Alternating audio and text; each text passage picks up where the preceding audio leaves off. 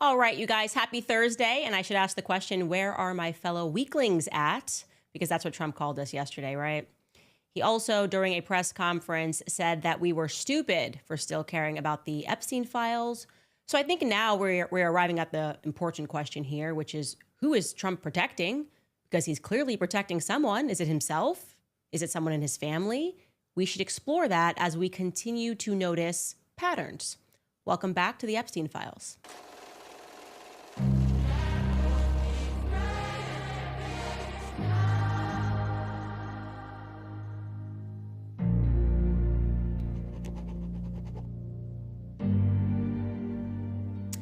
So the Epstein files are triggering a worldwide response because, well, as you saw yesterday, too many countries are indicated. I'm talking in just yesterday's episode, we already covered Ukraine, Iran, Lebanon, the United States, France, Russia, and we are barely even scratching the surface, my friends. In fact, I didn't even mention yesterday that the country Liechtenstein, a tiny little dot in Europe, that was the country that Robert Maxwell was laundering his money through. So like when he was robbing the pensions, it was going through Liechtenstein and then to Israel. Everybody is involved in this. We're going to get into North Africa. By the way, another random fun fact that I didn't include in yesterday's episode. Guess which law firm represented Robert Maxwell? This is per Vanity Fair's 1992. They did this long profile regarding the mystery of Robert Maxwell's death. Check this out. It tells us in this article that Wilkie, Farr, and Gallagher, if that name is sounding familiar to you, that law firm is sounding familiar to you, it's because they are currently the law firm that is representing Blake Lively. Yeah, the article tells us that they represented Robert Maxwell. And yeah, they're now representing Ryan Reynolds in what the public is noticing might be a totally rigged game against Justin Baldoni. Does Israel have the courts? Who would have the power to rig something that's so obviously wrong, what's been happening in that case? Anyways, point that I'm making here is the world is a stage, my friends. It is a stage. And we should take a listen, by the way. President Trump yesterday explaining to the press who were asking him questions about the Epstein files. He then said this regarding the quote-unquote hoax. Take a listen. I know you want to move past all this intrigue over the Epstein files, but I do want to ask you to clarify something you said this morning. You said this was all a hoax. Has your attorney It's a big hoax. told you this was a hoax? What evidence? No, it's not the Attorney General. No, I know it's a hoax. It's started by Democrats. It's been run by the Democrats for 4 years. You had Christopher Wray and these characters and Comey before him. And it's a bad group. It started, actually, look at the Steele dossier that turned out to be a total hoax. The 51 agents, the intelligence, so-called intelligence agents, it was a hoax. It's all been a big hoax. It's perpetrated by the Democrats. And some stupid Republicans and foolish Republicans fall into the net. And so they try and do the Democrats' work. Look, I'm happy to be stupid. I'm happy to be foolish. I was very happy to be a person in the basket of the deplorables. The ad hominem stuff doesn't mean anything to me, especially when it comes to a ring that involves harming children. Okay? I just think that this is so ridiculous to try to divide people and make it seem like it's a fight between the left and the right. It's not that. We are, in fact, not stupid, but we're happy to have you call those names. And when I hear him say that, it just inspires me more to look into this. I really think that nothing should commit us further to wanting to unpack the Epstein story than the amount of gaslighting that is currently taking place. So let's jump right back into it. We're going to unpack Epstein's story first because I want to keep us very focused. There's going to be so many names, so many things that are happening. By the end of this series, we're going to be speaking about Greek mythology, truly. And I want to make sure that we very early on establish some threads and some trends that you will see as we begin to weave this web, okay? Here are the indicators thus far. Identity laundering. That's a big piece of this. The ability for people to change their names and to go by different names, that we are seeing that already early in this story as we unpacked Robert Maxwell. You can keep this up, the slide up. The next is the Midas touch, okay? The Midas touch being this person was not qualified and yet they were touched. Somebody had their hand on them and they were pulled through the ranks. The third one, obviously, is sexual deviancy. Robert Maxwell, we've talked about him already. An element of theater. You could also say that's a part two that goes along with the identity laundering. They're becoming different people with different stories. It's very gypsy, okay? And the last piece of this is historical revisionism. telling us not to remember what happened yesterday, rewriting. This is when publications get involved, constantly changing somebody's name, helping them, and telling us, don't remember what happened yesterday. This is what we're telling you the present is now. So we've already discussed Epstein's bizarre life story, but we're going to do it again here because now we are in the series officially. And as you know, the indicators, which we've identified in the Robert Maxwell story, are plenty here in the Epstein story as well. His story begins in 1953. And don't worry, I've created a timeline for you guys at home. I know some of you guys like to freeze and go through the timelines. It was in 1953 that Jeffrey Epstein is born. We are told that Jeffrey Epstein spent his childhood in Brooklyn, a part of the Seagate neighborhood, which has a population that is 80% Orthodox Jews of Russian origin. Okay, so they're coming in and they're settling in Brooklyn. That's going to be relevant for later in this episode, so I want to remember that. And similarly, we heard about this when we discussed Robert Maxwell yesterday. His parents were Seymour Epstein, who was a city parks department employee, and Pauline Epstein, who was a school aide. We're told that he was the product of middle-class New York City. That's the same story we're told all the time. All of these refugees didn't have much, and then they're just all going to become very wealthy in a very short amount of time. Millions and sometimes billions. We know that he attended local public schools before he entered Lafayette High School, which is in South Central Brooklyn. That is, in fact, a photo of Jeffrey Epstein that we have here on the screen. Somebody had included this and said, Epstein signed my dad's high school yearbook and wrote "Be Cool" in his yearbook. So that is Jeffrey Epstein. And then we are told that he reportedly graduated several years early. Okay. I don't know how early. Was he a freshman and then they just took him out? But we do know that he next appears in 1969. Jeffrey Epstein enters the prestigious Cooper Union College. But then suddenly and inexplicably, he drops out. Just drops out. Then he enrolls again in 1971 in the Courant Institute of Mathematical Sciences at NYU. And he is there in 1971 to study the mathematical aspects of cardiac physiology. That's very specific. But guess what? He doesn't make it to the end because he drops out. He drops out of the Courant Institute. Again, we're not given a reason why. It's inexplicable. What we do know is that in 1973, Donald Barr, who we've discussed, he was then the head of the prestigious Dalton School, publishes this mysterious book, Space Relations. We talked about this.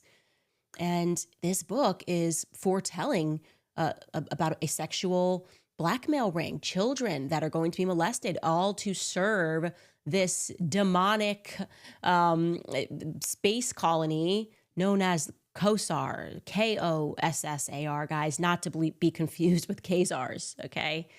They're involved in sex trafficking, and for whatever reason, it's this really disgusting book that the head of a school decided to publish in 1974. Not creepy at all, and it foretells the story of Ghislaine and Jeffrey Epstein.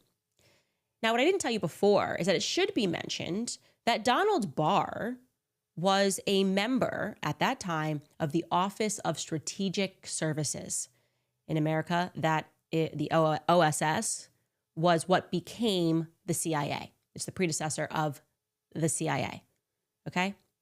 So you've got this guy who is an agent for the government, who's publishing this book foretelling of a sex trafficking ring, a powerful colony that believes that it sits above everybody else. And yeah, then what happens? I'm also going to note for you that Donald Barr, because we've got one element of this, is like changing identities. And one way you can change your identity is to just be baptized into a church. That's something that my research has made me understand. A lot of baptism, name changes. Donald Barr also was raised, he was Jewish parents, and then he decides to convert to Catholicism. So he converted to Catholicism, but he is ethnically, he is Jewish. And so would therefore his son, William Barr, be as well. Of course, it's relevant to the story as we are warming up on learning about the Mossad and Israel. Now let's get back into Epstein's timeline. 1974, it's a few months after dropping out of the Courant Institute. Inexplicably, Epstein's then hired at that Dalton school, where our government guy got weird fantasies and books that he's publishing, is heading up the school. And why is Epstein hired? Well, he's hired to teach mathematics and physics, despite not having a degree in either. Prestigious school, $50,000 a year. By 1976, Epstein is dismissed from teaching at the Dalton School. Parents were complaining about the weakness of his teaching. It also was alleged by the students that went there. NPR did a long article that he was often in the company of young girls that he's taught outside of the school. And this is a blurb from a New York Times piece. 8 former students who attended the prestigious school during Mr. Epstein's short tenure there said that his conduct with teenage girls had left an impression that had lingered for decades. One former student recalled him showing up at a party where students were drinking, while most remembered his persistent attention on the girls in hallways and classrooms. She said, "I can remember thinking at the time that this is wrong." That is a quote from Scott Spicer, who graduated from Dalton in 1976. Well, no matter, because, then he left. And in 1978, the legend goes, we're kind of hand of Midas, touch of Midasing all of this. Legend goes that through a connection at the school, he was tutoring someone's kid, and then he somehow gets into the situation where he meets the CEO of Bear Stearns. And that CEO is Alan Greenberg, who then decides to make him a junior assistant on the trade floor, because he obviously knows nothing about finance. I don't even know if there's anything about math or science either. But within just 4 years, he rises through the ranks and becomes a partner. He is a limited partner at Bear Stearns. What? Don't worry, guys. By 1981, he departs Bear Stearns, and I'll tell you why.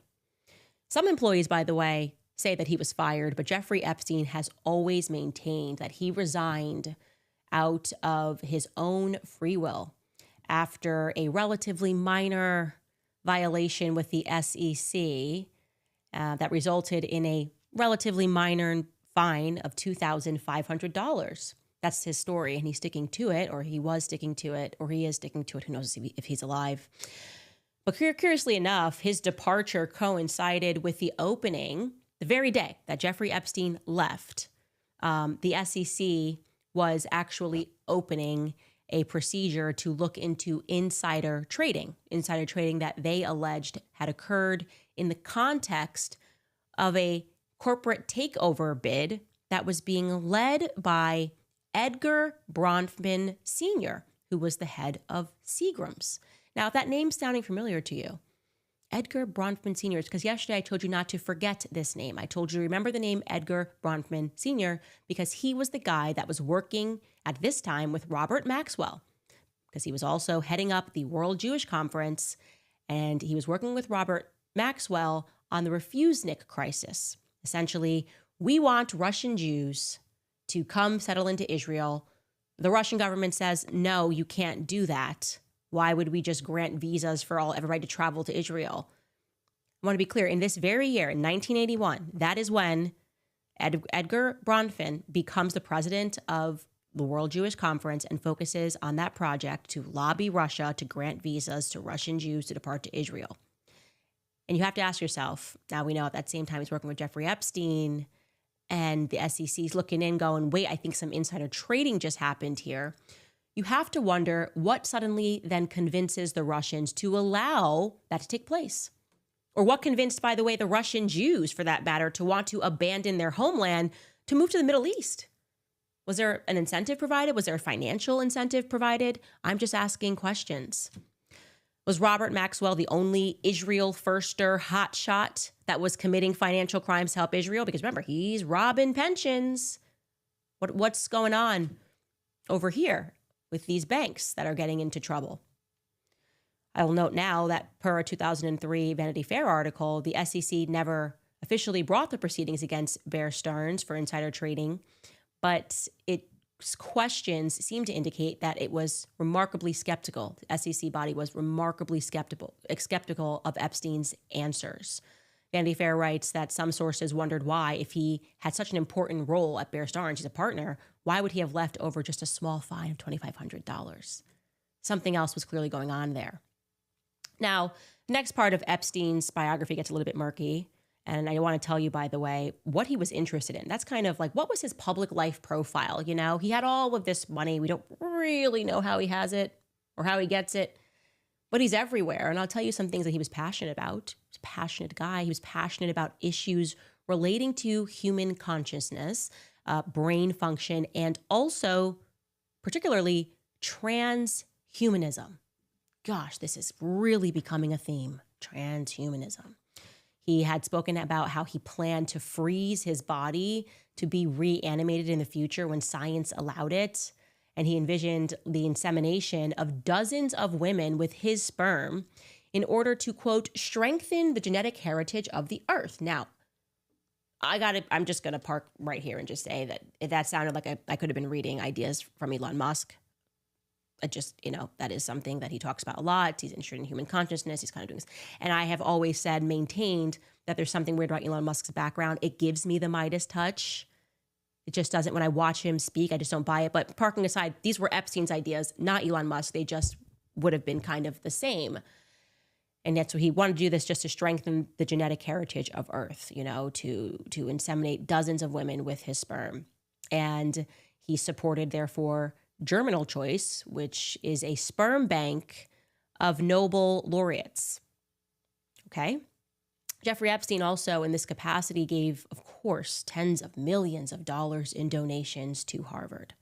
I say, of course, because as we have learned, Harvard is running some sort of a Mossad operation. I feel very confident to state that it's very clear to me and that you are seeing all of these people that are going through Harvard, mysteriously getting in, not very bright people, and suddenly put into positions of power. So I think that is a fair thing to surmise. I'll say it's my opinion. Better be careful because Harvard's coming down on speech at the moment. Now, he then made, Jeffrey Epstein, some curious donations, given the fact that he does not have any children. He donated $25,000 to a children's tennis club in Maryland. He donated $30,000 to a preschool in New York. He donated $15,000 to a private girls' school that is a stone's throw away from his New York mansion. In 2017, he made another $50,000 donation, this time to the UJA, which is the Federation of Jewish Philanthropies of New York, and they are openly committed to world governance. They are openly committed to establishing this one world government. Epstein also gave to a ton of politicians. I'll give you some of them right here. Some interesting names on this list. You can look through this. But yeah, President George H.W. Bush definitely stands out. Former Secretary of State John Kerry stands out. I know the Clintons are on the list as well. Governor John Kasich is on this list. Senator Chuck Schumer is on this list. It is quite telling.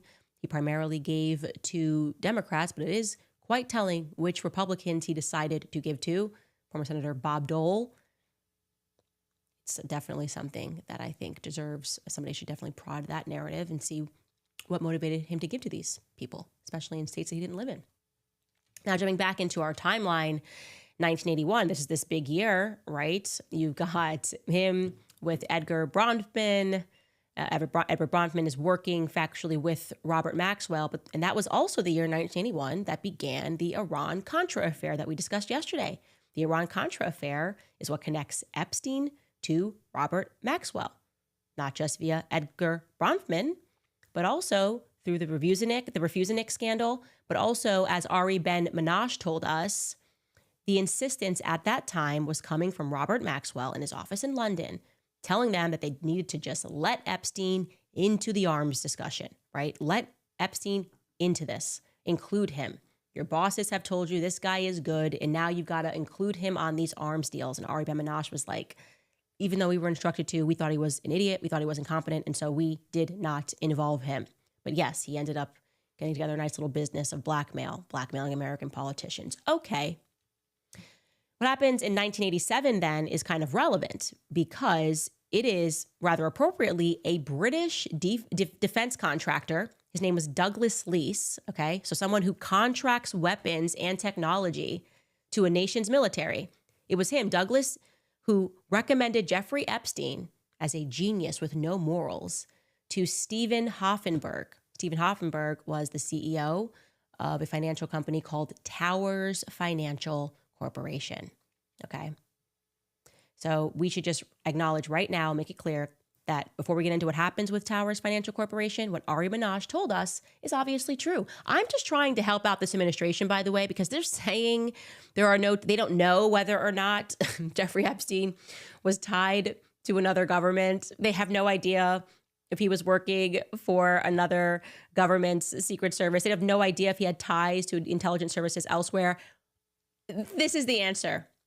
If I can do this from my house, I feel like maybe the feds could do this. Maybe start with Ari Minaj, who's on record saying that. Maybe start with these other people who are telling you how they're connected. Start with Bronfman, look into that whole thing. I'm just trying to help out the United States government here. Anyways, this confirms that what Ari Minaj said was true, that Robert Maxwell got Jeffrey Epstein involved in weapons.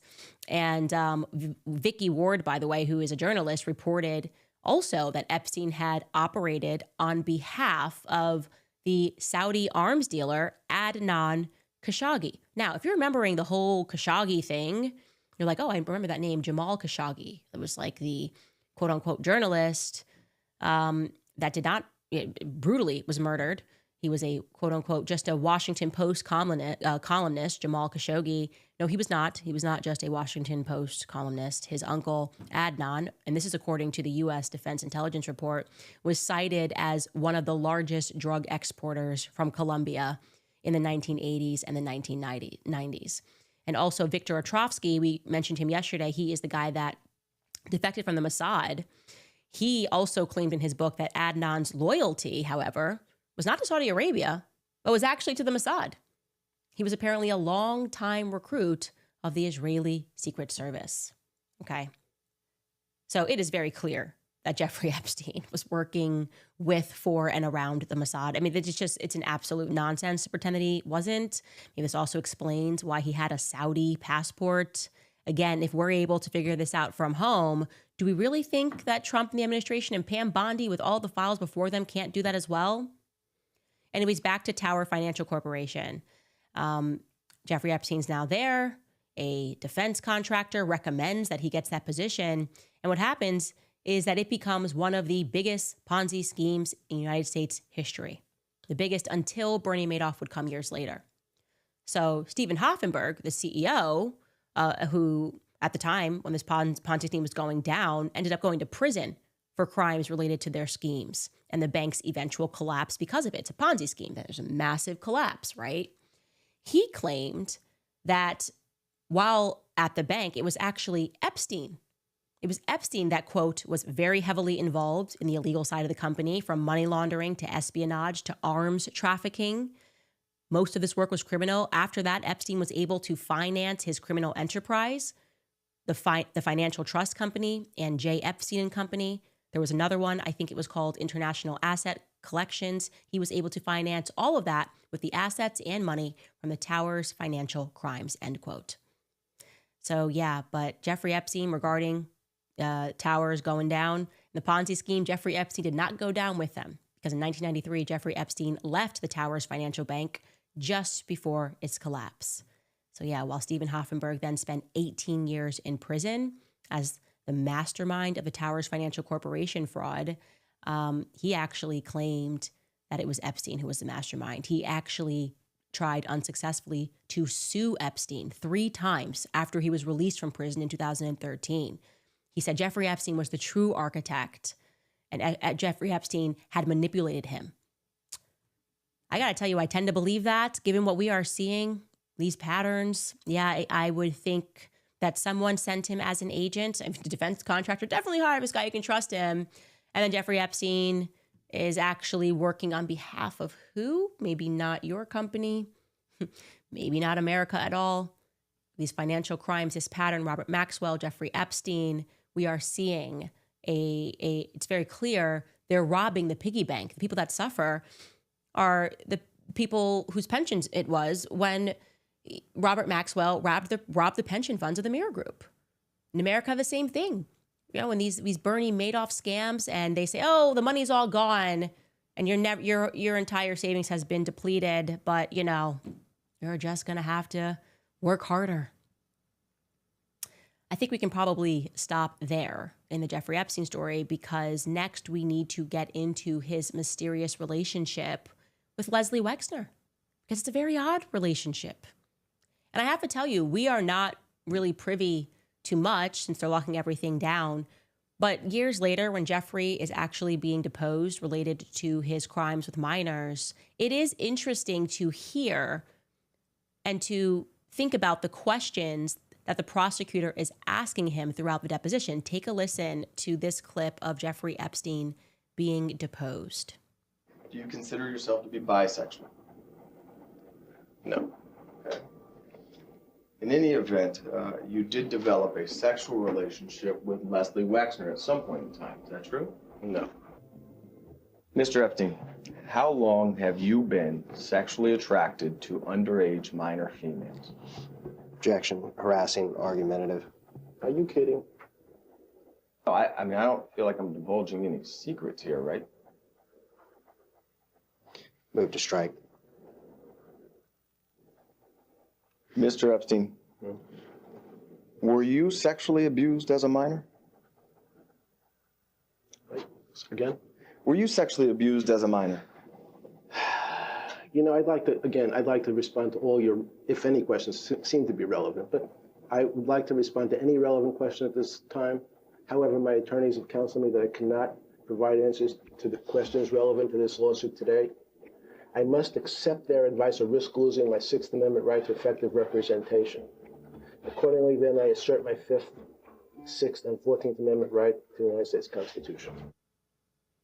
Now, of course, it is a legal strategy, especially when you know they're cooking up that he's just going to sign a plea deal and get away with it and then just be running the sheriff's office in Miami. It is a strategy to say, just plead the Fifth about everything. But if my lawyer said plead the Fifth about everything, and some questions were just so absurd, like, okay, no, obviously. But why? What made the prosecution ask him whether or not he had a sexual relationship with Lex Wexner? What did they know? What became apparent when they were looking before them and they were trying to charge him, and then somebody comes in, the hand of Midas, and says, leave that guy alone. He's ours. What made them ask that question? It's a very specific question. Did you have a sexual relationship with Lex Wexner? It's a very specific question to ask him whether or not he was molested in his youth. Oh, that's very interesting. And there's a lot more that we have to unpack, but I wanted to leave time today to take a look at what could possibly be motivating Trump in this moment, because it is very, very relevant, I think, to consider that question. First, I want to throw it to our sponsors. I've told you guys about preborn before, and I've told you again that I am pro-life, and that means I stand with mothers before their baby is born and long after, and that's exactly why I've partnered with Preborn. Preborn isn't out to judge women. They're just making motherhood possible for them. They provide free ultrasounds, they share the gospel of Jesus Christ, and most importantly, they stay after the baby is born with real practical support by giving expecting mothers diapers, baby clothes, and even housing and financial help for up to 2 years after the baby is born. That is what true Christ-centered compassion looks like. And here's how you can be a part of it. With just $28, you'll give a mom a free ultrasound, one chance to see her baby, and when she does, she is twice as likely to choose life. Preborn is on a mission to save 70,000 babies this year. So don't just say that you're pro-life, live it. Donate now. Just call 855-601-2229. Again, the number is 855-601-2229. Or you can visit preborn.com/Candace. Again, that's preborn.com/Candace. Also want to tell you guys about beekeepers, because as a mom of 4 young kids, life is constantly on the move. There's school drop-offs, there's work, travel, play dates, and let's be honest, there are germs everywhere. That's why I am so thankful for Beekeepers Naturals and their amazing propolis throat spray. If you haven't heard of propolis, it's this natural immune supporting substance that bees make to protect their hives. It's like nature's own shield, packed with antioxidants and over 300 beneficial compounds. It's been used for centuries to help support immunity, soothe scratchy throats, and keep you feeling your best. I use propolis throat spray, especially during travel or school season. It's clean, natural, and it's free from all the junk that you can't pronounce. There's no dyes, no chemicals, and no fake sugars. Beekeepers Naturals recently launched a kid-friendly version of their nasal spray as well. The mist is super soft and it's gentle, so kids will actually use it. And so whether you're a busy parent or just want to support your immune system, there is a natural way, and this is absolutely a game changer.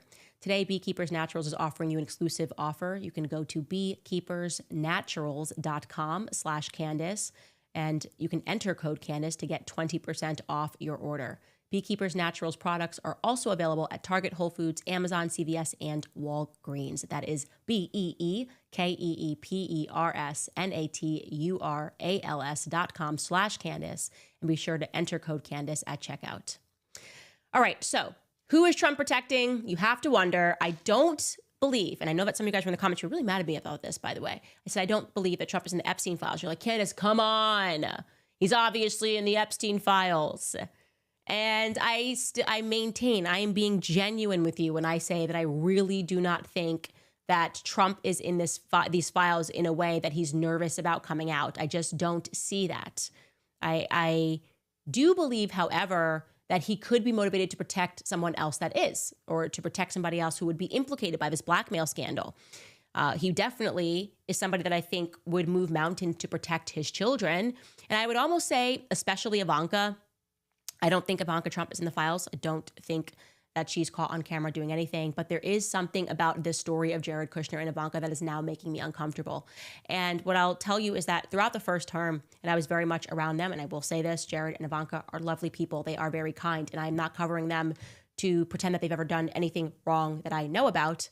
But I think it made a lot of people in the MAGA movement uncomfortable that Jared was so intimately involved, right? He was the person that had Trump's ear, right? There is the king, and then there is the person who whispers into the king's ear. The king's advisor holds a lot of power. There are books about that, this is who the president was. This is who actually held the power. I think it's called like Friends of the President or All the President's Friends. I can't remember the book. But anyways, Jared was that person. Everybody knew that if you wanted to get something done, you went through Jared. Okay, Jared was running the White House the first term. He just was. And his demeanor is such that when he was doing it, he was doing a very good job because everybody likes Jared, which is to say that he doesn't ruffle any feathers in the process. And what I think bothered me was Jared had so much power and he got a lot done that he wanted through President Trump. But then when Jared left his post at the White House, suddenly we learn that Saudi Arabia injects $2 billion into his fund. Okay, this is a headline in the Wall Street Journal. Jared Kushner's new fund plans to invest Saudi money in Israel. Okay. And the small print there reads, the fine print, Saudi Arabia's sovereign wealth fund committed $2 billion to Mr. Kushner's affinity partners. That's the name of his fund, agreeing to allow investment in Israeli firms for the first time. So that happens as soon as he leaves the White House. And then you go, okay, your father is running again and Ivanka's nowhere to be seen. When I say nowhere to be seen, I mean that even in the lead up, okay, that's fine. You say you want to leave politics and that was the official story. You just want to spend time with your family. But she was so unaffected by the 2024 race that she didn't even dedicate a post to like voting on the night of the election. I'm not kidding. The night before the election, I don't know if you guys remember this, Ivanka took to X while everyone's worried about whether or not we're going to have a country. Like, the panic that you feel when you're a citizen, and it matters who's going to lead this country. Like, it actually matters. So whether you were hoping for Kamala, I certainly wasn't, or whether you're hoping for Trump, the idea that the other person could win, people had anxiety. I had anxiety about the future for my children. I was like, we may not have a country in 4 years. But not Ivanka. She didn't even say like, hey, I'm going to stay out of it, but vote who you want to vote. She did a birthday tribute to herself. She did the night before. She had a birthday. This was the post the night before the election. And she wrote, this past week, I turned 43. So it wasn't even like it was her birthday eve. It was like the week before she turned 43. And then she wrote, reflecting on life's lessons, here are some truths that I've learned along the way. 1, family and friends are everything. 2, forgive people. It frees you. 3, everyone's a teacher. 4, avoid lashon hara, which is gossip. 5, trust yourself. 6, nourish your body. 7, get sunshine. I'm like, wow, that's nice. That's nice. The night before, like, that's what's concerning you. We're all on edge. We're all biting our nails off here. And she's, like she's on Zanga from the 2000s, like she's coming up with these quotes that you put on your AIM profile when you're away. You just discovered quotes.com and you got to make a AIM away message, or make a profile because you just broke up with your boyfriend when you're 13. It just missed the mark, And then I realized, wow, this means that she is not impacted one way or the other. It means that they have classed into that part of society where elections don't matter because your family's good. Your family is good either way. And I had that thought. I said, well, yeah, Jared just got $2 billion. Now you guys are gone. You don't even care about whether or not you don't even care if your father wins this election. You're not even saying go vote. There's nothing. There was no work that was done. And so regarding the money, we would think after being in the office and speaking to your father-in-law that maybe that money would be coming to America in a big way. Well, Forbes did a deep dive on where that money was going. This was the headline. It was why Jared Kushner will become a billionaire no matter who wins. That was the energy that I got from her post. Doesn't matter. And in that article, it tells us, quote, Affinity had a slow start, deploying almost no capital in its first year while Kushner learned the ropes and navigated a turbulent pandemic market. But it's since picked up the pace and has now invested about $1.6 billion in at least 8 firms in Brazil, Germany, Israel, the US and UK, and the UAE in industries ranging from finance to energy. Its most notable investments so far are the ones that it made in Israel. In September of 2023, Affinity announced a $110 million deal for a 15% stake in the automotive and credit business of the conglomerate Shlomo Group. It was the first ever known investment by Saudi and Qatari wealth funds in Israel. I'm just going to LOL that because I'm funded by Qatar. Okay, take down Candace Owens. It's just like Israel does deals with Qatar the whole time. That's the point here. They say it's significant because neither Gulf state has diplomatic relations with Jerusalem, and Kushner had to obtain waivers from both governments to make that happen. So he is acting as an intermediary between Qatar and Israel and getting this deal done, right? While the rest of us are being accused of being funded by Qatar for some reason, I guess this is fine. Like the Zionists are fine with this. The Shlomo deal, it tells us, was closed in January, and 6 months later, Affinity bought some $130 million in shares of the publicly traded Israeli financial services from Phoenix Financial. And this is what Jared had to say about that. He said, quote, it's only brought me closer with my investors. The fact that I'm investing Gulf money into Israel post-October 7th, that's very important. We need to bring everyone together, he said. Okay, I really do wish that money was being invested in America, again, because you used the office to facilitate deals that would help you and your family. Of course you did that. But what's also striking is Jared's post, because then you wonder, okay, what is his vision after October 7th? We know what it is because really just a few months after October 7th, Jared was on the stage at Harvard, of course, and he had this to say about October 7th. Again, just a couple of months after, nobody knew what was going to happen. We were told they were just going to quick military response in Gaza. Now we realize it's an ethnic cleansing. They are intentionally it's a demolition. It's just a controlled demolition, essentially, is what we're looking at. They're demolishing everything in sight. And this is what Jared Kushner had to say on stage at Harvard just a couple of months after. He apparently maybe saw that demolition before the rest of us. Take a listen. I think that both sides are spending a fortune on military. I think neither side really wants to have, a terrorist organization enclaved right between them. And Gaza's waterfront property, it could be very valuable to, if people would focus on kind of building up, livelihoods. You think about all the money that's gone into this tunnel network and into all the munitions. If that would have gone into education or innovation, what could have been done? And so I think that it's a little bit of an unfortunate situation there, but I think from Israel's perspective, I would do my best to move the people out and then clean it up. That's like very nice way of saying ethnically cleanse the region, clean it up, and then we've got some valuable property. We've got some valuable waterfront property. Then we know Trump's then talking about building Trump hotels, and it really, really makes you wonder. Okay, that was February 15th, 2024. And he already had a real estate vision for people being moved out of Gaza. So we go back to our indicators, right? Our indicators. Do we have that, guys, from the beginning? We were talking about this. Identity laundering, the Midas touch, sexual deviancy, theater, historical revisionism. And regarding the Midas touch, apparently it has been reported, and this was not a political report, by the way. This was done in 2006, before Jared Kushner was in the public domain. There was this guy who said that, yeah, Jared Kushner got into Harvard because of this Midas touch. They were saying that he did not have the grades to get into Harvard. And I'll tell you about this guy. This guy's Dan Golden. He wrote a book back in 2006 called The Price of Admission. He was investigating at that time, again, not related to politics left or right. He just thought it was interesting that there were so many of these people going to Harvard that were underqualified. He was investigating why so many of the elite's children get into Harvard, despite not having the academics to do so. And Jared Kushner came up in his investigation naturally. And according to him in his research, he writes, quote, New Jersey real estate developer Charles Kushner, that's Jared's father, we're going to talk about him in a second, had pledged $2.5 million to Harvard University in 1998, before, not long before, his son Jared was admitted to the prestigious Ivy League school. At the time, Harvard accepted about 1 of every 9 applicants, he writes. He then went out and spoke to the former administrators of Jared's high school about this peculiarity. You decide to donate before your son is, deciding that he wants to go there. He's about to apply.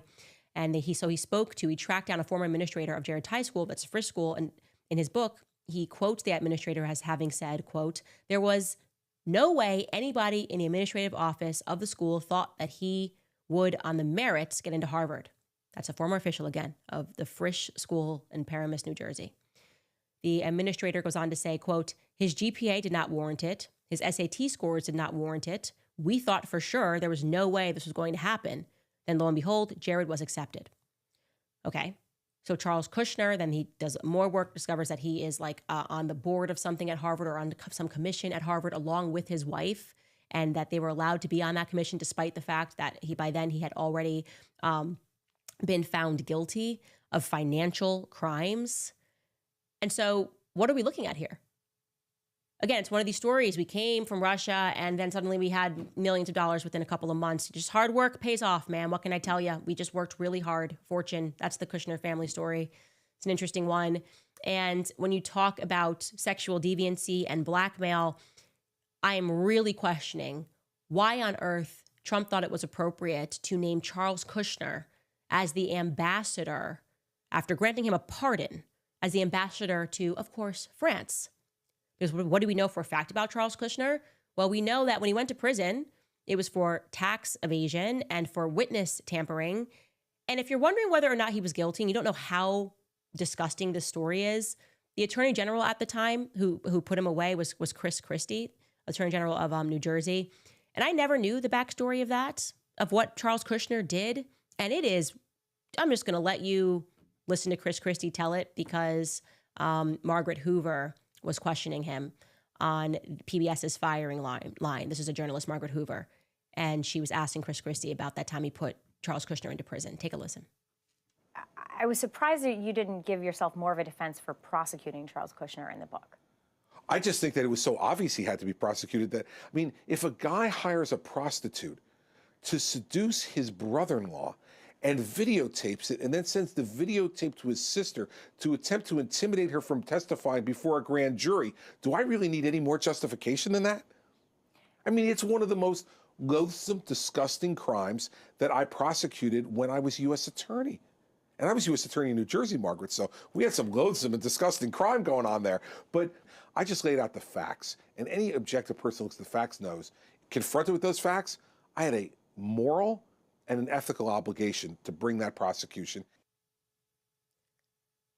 I know a lot of people have beef in their family. We got family issues. Everybody got family issues. This is not your regular family issue.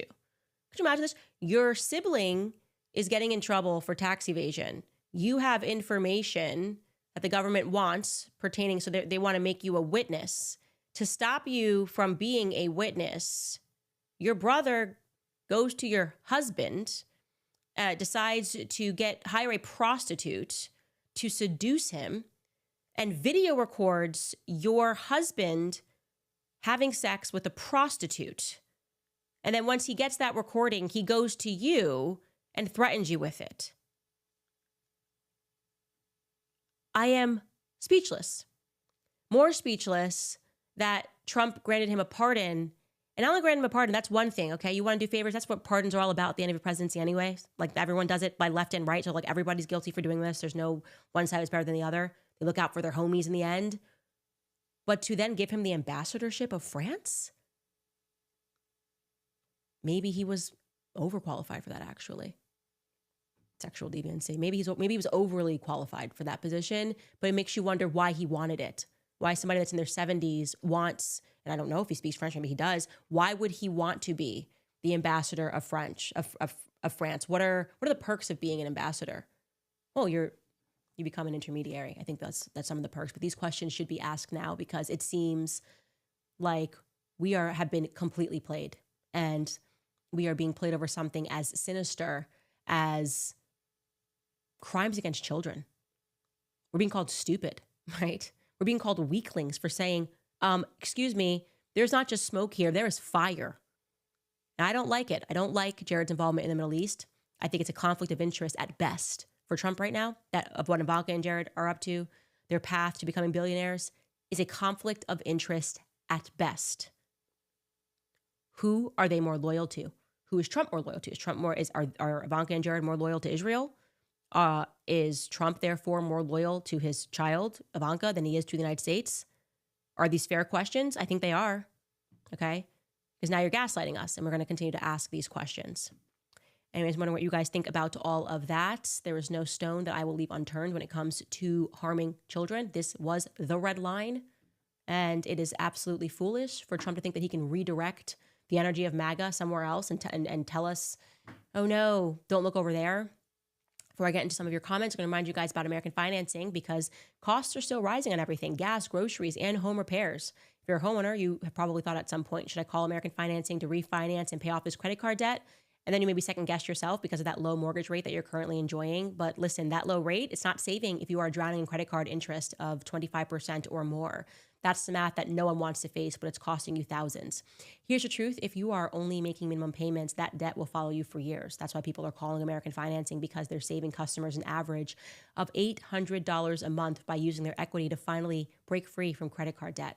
You owe it to your family to see what's possible. There's no upfront fees. There's no pressure. It costs you nothing to find out what you could save every month. And if you start saving, you may be able to delay 2 mortgage payments. So don't wait any longer. Call American Financing today. The number is 800-795-1210. Again, the number is 800-795-1210. Or visit AmericanFinancing.net/Owens. Again, that's AmericanFinancing.net/Owens. Also reminding you guys about Nimi Skincare, because as many of you guys know, I love Nimi Skincare. Just when I thought the products could not get any better, they launched a brand new tallow line, and it sold out in under 3 hours. I called them directly, and good news, it is finally now back in stock, but only while supplies last. So if you don't know already about tallow, it's incredibly similar to our skin's natural structure. That means the essential vitamins A, D, E, and K are all bioavailable, and it's easy to absorb. It helps repair the skin barrier, it locks in moisture, and delivers powerful anti-inflammatory benefits.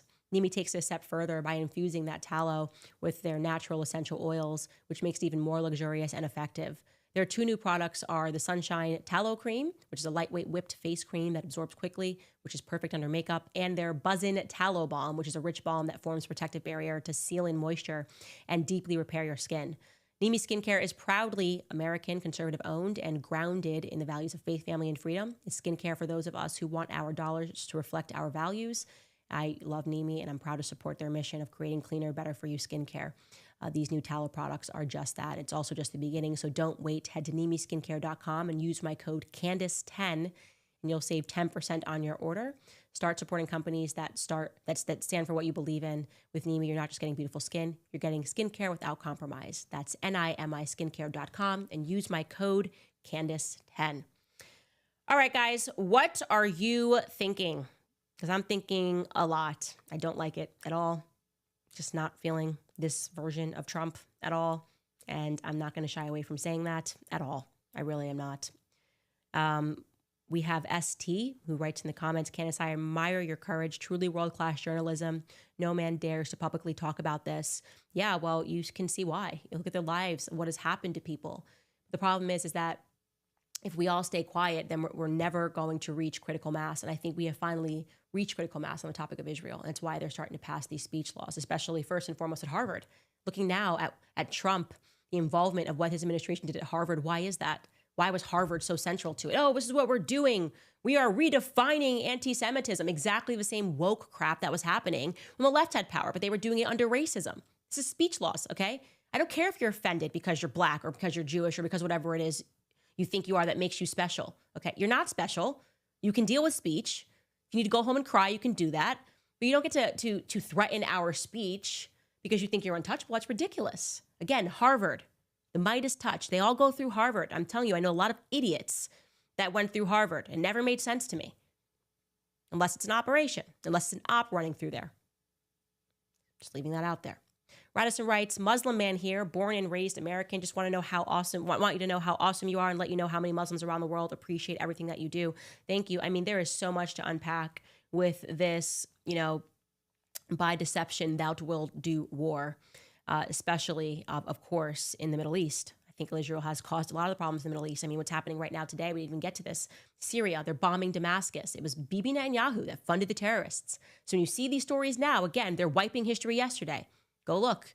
Bibi Netanyahu funded al-Nusrat in Syria. He is the reason. He toppled Assad's government. They were protecting Christians. Now Zionists are going, look what's happening. Christians are dying in Syria. Yeah, at the behest of Bibi Netanyahu. Who is ISIS? Is anybody still buying that's Muslims? Anybody really not buying that's the CIA and the Mossad? Is anybody not naturally asking those questions now, given the fact that ISIS never attacks Israel? It doesn't make, in fact, everyone they attack, it's exactly, for whatever reason, it helps out Israel at any given time. And yes, al-Nusrat, which was initially, it's basically an arm of al-Qaeda in Syria. I talked about this with Scott Horton. We had hours on this. He really is the expert on this. We talked about what was going on in Syria. That is Bibi Netanyahu. He toppled Assad. They keep telling you that these people that they are toppling are the murderous, insane people. We knew what was going to happen. The second they toppled Assad, Israel moved their borders. And they're doing everything a lot faster now, all around, whether it's in Lebanon, Syria. They are getting crazy. And it's very clear this is all part of a plan. Okay, this did not happen because of October 7th. This was a plan, and Bibi Netanyahu is executing it. That is my opinion. And I'm going to state it while it's still safe to do so in this country. CA writes, how much do you think the information that Trump has on his hand is worth? 0 if released. Millions or billions if kept secret. His billionaire friends will be happy to pay up for him to keep quiet. Yeah, no, I think it implicates Israel. It's that simple. And in order for his future generation of wealth, the billionaires that will are passing the mantle, Ivanka and his family, if they're invested, as I believe they are, they clearly are, in Israel, then you don't want Israel to go out of fashion, to go out of American fashion. It's that simple. I think that's the most obvious answer. At the end of the day, he is a businessman, right? That's what Trump has always been, a businessman. He likes deals. Again, I'm surmising here, but these are fair questions to ask, given the fact that he's now resulted into calling his base stupid. So I'm going to ask those questions. New Safar writes, Candace, identity laundering lets elites rewrite the truth, just like they buried Epstein's client list. Same playbook, erase the past, control the narrative. When will we demand receipts from the untouchables? We're doing it now. We're demanding it now. We're having these conversations now, openly. This is what I am committing my time to because it is so much deeper than you guys even realize. And as we get further along this series, you are going to realize that nothing that we have been told, we are quite literally living in a matrix. We're living in a matrix, and the same people have had power. They have stolen, plundered. They made you think that they're naturally successful. They've all had the hand of Midas on them. They've stolen from us. I mean, really think deeply. I want to leave you on a philosophical point here, but I want you to think deeply about what it means if people that are underqualified just have a hand of Midas on them in life, and they are getting, fake credentials at universities. So while the rest of us are trying to, maybe we'll get a student loan, and then we're putting ourselves into debt. These people are getting into these schools and they're underqualified, and then they're getting into companies to work for and they're underqualified because what are these people at the end of the day? They're actors. Okay, this is theater. So we're competing, and there's no way we can break into the elite class because they're all acting. That would make us what? Think about that philosophically. It makes us slaves, okay? It's a new form of slavery. It's a modern plantation. Same owners, same exact owners of the plantations.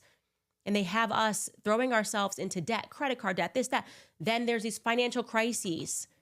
They're dumbing us down, putting us through the public schools while they have their own special programs in schools that they get to go through, making us stupid, arguing about dumb issues. And they're not losing any power. They're not losing any sleep. They don't even care who's going to win for presidency. They're like, whatever.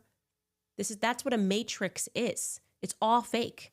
It's literally all fake. And that is what the Epstein story threatens. You pull the fabric there and it implicates so many countries, and you realize that none of these characters are real. These characters are just being inserted into places to serve Israel. That makes Israel the master of the universe. And that's troubling, because this is a state that has a hexagram on their flag, okay? They're even lying about the history of the Star of David. It's a hexagram. It's a cult. You can't just wipe that away. It's not even a long time ago. There's tons of books. It's showing you that that's a hexagram. What are you pretending? It's a cultic. You start looking into Aleister Crowley, who had the Star of David on his books, right? He was a committed occultist. He established a religion that believed in sex magic, talking about like sexual deviancy and things of that nature. Aleister Crowley, the things that they believed in. Yeah, you're just another already trying to wipe picture. Like, nope, that's not. That is a religious. No, it's a hexagram. Okay, we're not stupid. We're going to talk about all of that stuff. I could rant about the lies that nation has told. I mean, not even that. The Star of David used to be the flag of Morocco. Okay, why? That's weird. It's not a Jewish state. Why? What was going on in Morocco? What was going on in Algeria and Tunisia and Morocco? Andre Gide. We'll get to all of that. Aleister Crowley. What were they doing there? Initiations. Why would they put their hexagram in those countries? Anyways, let me stop, because I'm going way too deep on this. And for those of you that don't know, somebody just gave money and said all roads lead to the occult. Yes, it is an occult nation. There's no question about that. Everything that they are involved in is occult.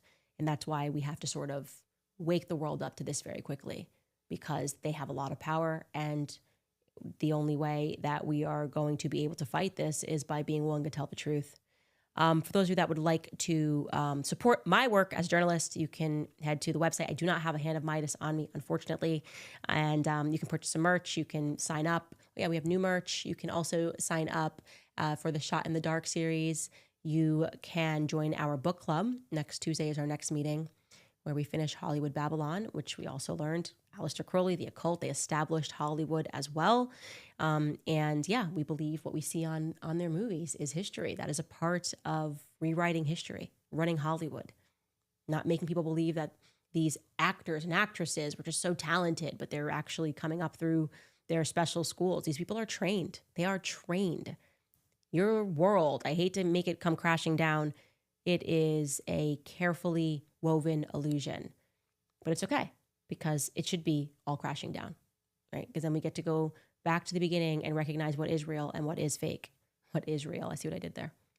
Anyways, we will see you guys on Monday.